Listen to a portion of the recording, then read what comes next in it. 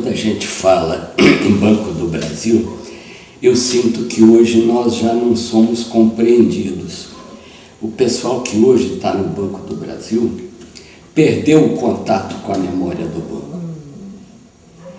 Eu comecei a trabalhar numa cidade da fronteira em 1952 e foi quando eu comecei a ter o respeito pelo Banco do Brasil. Cidade de fronteira, o quadro desfalcado, fazendo muitas horas extras. Eu anotava aquilo, eu tinha vindo do comércio, meio na dúvida, será que eles vão me pagar essas horas extras? Mas no comércio nem sempre se paga. E chegou o pagamento no fim do mês. Naquele tempo não tinha o crédito em conta, vinha um envelopezinho transparente, o dinheiro ali dentro.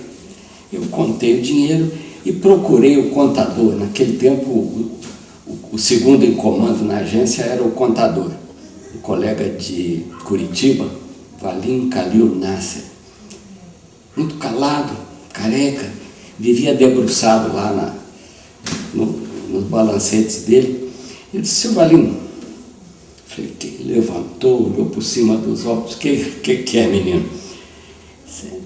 É porque, sabe o que? Eu fiz umas horas extras, eu estou recebendo aqui e não bate. Pegou, fez uns cálculos e falei: você tem razão, houve um erro. Naquele tempo a folha era feita na agência e depois enviada para o departamento do funcionalismo, que era no Rio. Disse: bem, e o que eu faço, seu Valim? Não, meu filho, você não precisa fazer nada. Isso aqui é o Banco do Brasil. Isso vai para o Rio de Janeiro, chega lá, eles vão conferir e eles consertam. No Banco do Brasil você não precisa preocupar, porque aqui não se erra. Eu olhei para mim e disse: bom, me enrolou, né? Já, mas paciência, funcionário novo, estava com um mês de banco, fiquei calado. E passei a ter um enorme respeito pelo Banco do Brasil, quando daí uns 15 dias chega um papelzinho mandando creditar ou me pagar uma diferença. Realmente eles tinham conferido e o Banco do Brasil era uma casa séria. Isso foi no primeiro mês de trabalho. E eu aprendi que as coisas no banco eram realmente um pouco diferentes. Em 1975, eu estava como chefe do gabinete da antiga Inspetoria Geral. E era gerente de Assunção,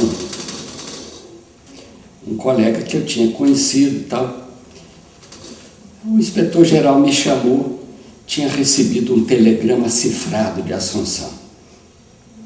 O Paulo Borba mandando um telegrama cifrado.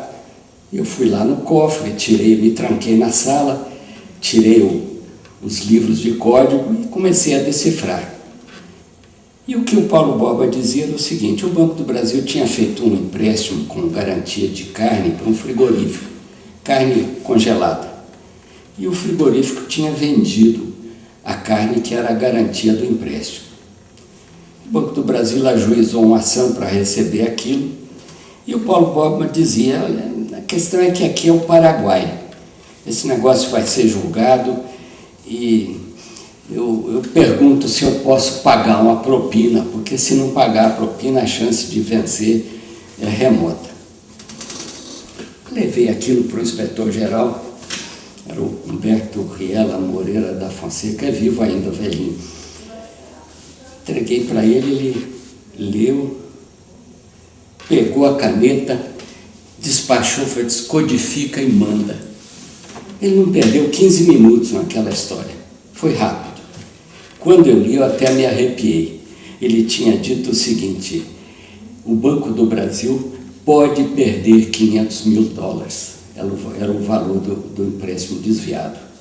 O Banco do Brasil não pode abrir mão da sua honorabilidade. Ele disse: isso acabou. O banco que nós conhecemos hoje não é mais assim. Os mais antigos têm dificuldade para aceitar esse fato, mas o banco não é uma casa como essa, hoje não é mais assim. O Banco do Brasil teve um papel muito importante na crise de 1929. O Brasil era um país que exportava café e importava praticamente tudo mais. Importava a rolha, importava a vela, importava o pavio, os fósforos, o palito de dentes vinha de Portugal. A louça sanitária vinha da Inglaterra. Aqui, o Brasil vivia do café. E, de repente, com a crise do capitalismo mundial, o café, que era o produto de sobremesa, foi o primeiro a ser cortado. E o Banco do Brasil foi muito importante nesse período de crise. Ele conseguiu administrar essa questão dos estoques de café e tudo mais, e ficou com muito crédito. Com a crise também, e depois, mais ainda, com o torpedeamento dos navios, o abastecimento interno acabou. Exauriu-se, não tinha mais. Faltava sal. O sal vinha do Rio Grande do Norte, não tinha navio para trazer, não havia estrada. Faltava tudo. Eu ainda, garoto, me lembro de entrar na fila com o cartãozinho do racionamento e passar uma manhã inteira no sol para comprar meio quilo de farinha de trigo, para comprar... Era tudo racionado, as coisas foram muito difíceis. E foi nesse período que o governo entregou ao Banco do Brasil a função de criar o abastecimento outra vez. O Banco do Brasil foi vital na criação do mercado interno brasileiro. De tal maneira que em 1948, quando a guerra já tinha terminado, o Brasil produzia praticamente tudo. Já não havia mais falta de quase nada internamente.